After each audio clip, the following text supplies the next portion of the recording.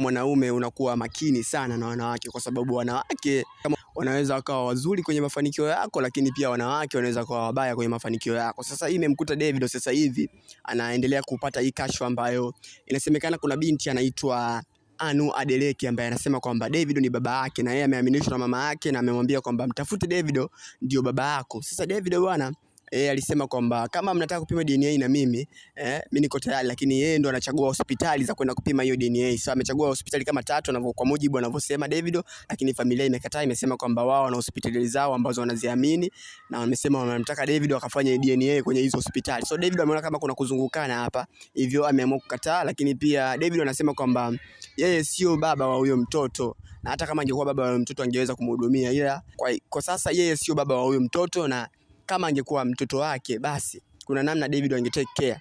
Hii kesi bwana ni mbaya sana kwa Davido, kwa sababu inaweza kumfanya pia ampoteze mpenzi wake ambaye yupo naye sasa hivi, lakini pia hii kesi inamchafua yeye kama msanii mkubwa mwenye heshima zake pale Nigeria. So huyu binti anaendelea kulalamika na kusema kwamba yeye anataka Davido akafanya naye DNA test. Je, DNA test itafanyika? Kwa sababu Davido yeye anachagua hospitali yake, familia inachagua hospitali yake. So hapo kuna mkanganyiko, lakini kwa jinsi kesi ambavyo inaenda, kama Davido atashinda, hii kesi itamfanya binti wa mama yake, huyu binti na mama yake waweze kumlipa Davido kiasi kingi sana cha fedha, kwa sababu wamemkashifu vibaya Davido. Lakini kama Davido atashindwa hii kesi, itabidi akubali kumlea Anu Adeleke ambaye anasema kwamba yeye, huyu binti anasema kwamba Davido ni baba yake. Je, kuna ukweli wote ambao unaendelea hapo? Kimtazama Anu kwa mbali kama anafanana na Davido Adeleke. Je, Davido alikosea kurukaruka hapo?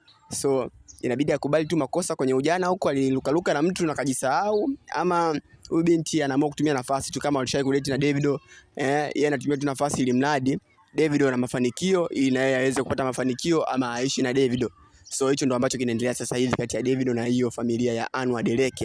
Ni kitu ambacho sio kizuri of course, kwa sababu kumwambia mtu baba yako ambaye sio baba yako ni kitu kibaya. Lakini kama anang'ang'ania, basi kujue kuna namna, kuna kitu ambacho kipo ambacho kinaendelea, ila Davido hataki kuweka wazi, kwa sababu ana mke wake na mahusiano yake na Chioma, so inaweza kuvunjika. So hizi scenario zishatokea sana kwa mastaa, kwa sababu mastaa tunajua bwana, kuna wakati wanakuwa wa moto, na ujana pia unachangia kurukaruka sana, ndio maana hizi kesi mbalimbali zinatokea. So hizo ni sakata ambalo linaendelea sasa hivi kwa Davido. Tuzidi kumwombea Davido, sijajua kama anaweza kutoboa kwenye msala au anaweza kutoboa au vipi, kwa sababu familia imezidi kumwataki yeye. Lakini Davido anasema kwamba kama wanaendelea kumsumbua ataweza kuwa punish vibaya, kwa kuweza hata kuwafunga jela kwa sababu ya maneno ambayo anamtuhumu nayo hivi sasa. Wewe unaonaje hii kesi ambayo inaendelea sasa hivi ya Davido na Anu Adeleke, ambao wanasema kwamba Davido ni baba yake? Je, ni kweli unavyoona, ama kuna namna yoyote hapa watu wanataka kutumiana?